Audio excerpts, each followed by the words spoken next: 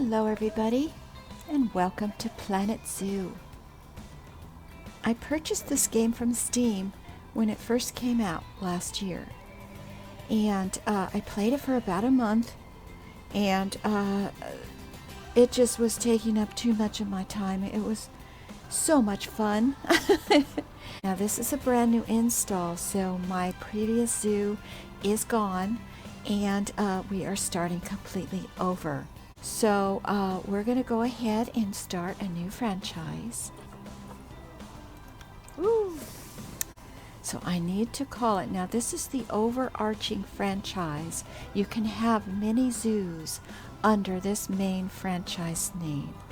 So I'm just going to call it La Mesa Preserve. There it is. You can collect these in various ways in the game. You can use them to purchase animals at the trade center and things like that. So you definitely want to get those. So we want to make a new zoo today. And first we have to select our biome. Now the biome is important because you can have different types of weather.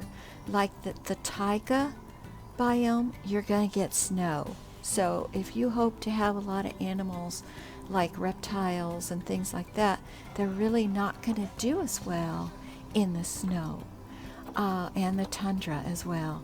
Now I personally like the desert or the grassland because you're not going to get quite the extreme weather. Now in the desert you're going to get really, really hot. So the grassland is a good middle point. So I'm going to choose grassland for this Let's Play. And now we have to select our continent.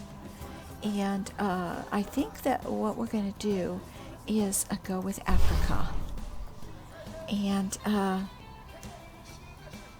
see how that goes. And as far as the difficulty, I am going to set it to easy. So now I have to come up with my zoo, and I am just going to name it Bella. Hopefully it will live up to its name and be a beautiful zoo. We shall see. So we are going to create the zoo. We do get 40,000 to start. I am going to pause it. The game will give you notices and tell you what you need. So every once in a while, if you see a message pop up over here, you know, we want to make sure that we look at that. This right here is the Zoopedia, and this is where you can look up all the different animals that are available in this game, which are all listed here. And there's a lot of animals that you can put in your zoo. So if you're not really familiar about what they like, what they don't like, who they get along with, what they eat, that kind of thing, the Zoopedia is a great reference. This is our entrance to the zoo. So all of our customers are going to come in through here. And they actually arrive through these teleports, which, you know, let's not worry about that. But they will be coming through this area. And one of the first things that we need to decide before we build anything at all is, what do we want our customers to see when they first come in the zoo? Now, I personally like the idea of having water right at the beginning. So perhaps we're going to do some flamingos here. I think that might be a nice first touch. So with that in mind, let's go ahead and go through a couple of the other things that we're going to need for our zoo. Now, if I open up my zoo window, we basically see the overview. It's going to tell us what our opening hours are, and we can change that if we'd like. So right now it's opening 5 o'clock. It's a little bit early, but we'll leave it that way. And I don't want it to be too late at night. We're going to go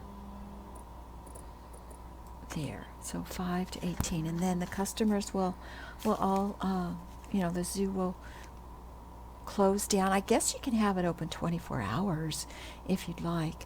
The tickets right now are $3. We're going to leave the child's at $3. I'm going to move the adults to $6.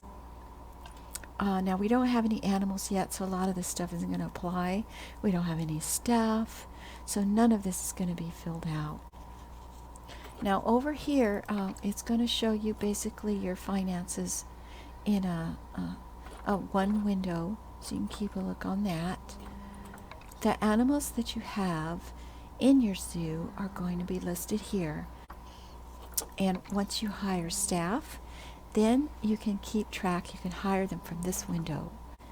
And here is the work zones. Work zones in this game are very important because if you don't have work zones, all of your vendors, your mechanics, your vets, your caretakers, all of that, they're not going to have a set area. And at the beginning of the zoo, that's not that important because you have a small area that you're working with. But if you happen to get your zoo large enough, you are going to have different zones with different sections of different buildings for all of the staff, so they don't have to go clear across the zoo. Now, once we get a trading building up, we'll be able to look and see what animals will be available for us to adopt. But right now, we can't do that because we don't have any buildings available and we haven't hired anybody. So what we have done here is all of the different building things that we have. Now, this is really, like I say, it can get quite involved, and it is just so much fun. I highly recommend this game if you are into creative building and you love animals. The developers at Frontier have put in a lot of time and a lot of effort to ensure that the animals do what those particular species do naturally in the wild. And I know there's been a lot of like Zoo Tycoons and wildlife games in the past, but in my personal opinion, this one tops them all. If I had to say that there was something that was not as perfect as everything else, it would be the paths. This is something in this game that personally I struggle with. So, but this is where you would definitely start, and next episode we will do that. And I'm not going to do that right now. So, but I just wanted to thank you, and please give a like and subscribe if you enjoy this video. And thank you for joining me on this introduction to Planet Zoo. And next episode, we're going to go ahead and build our entrance way and set up our first flamingo enclosure. Now, I'm not sure if we can put peacocks in there as well. I'm hoping we can. I'm going to try. So that is going to be exciting. So take care, everybody, and hope to see you next time. Bye-bye.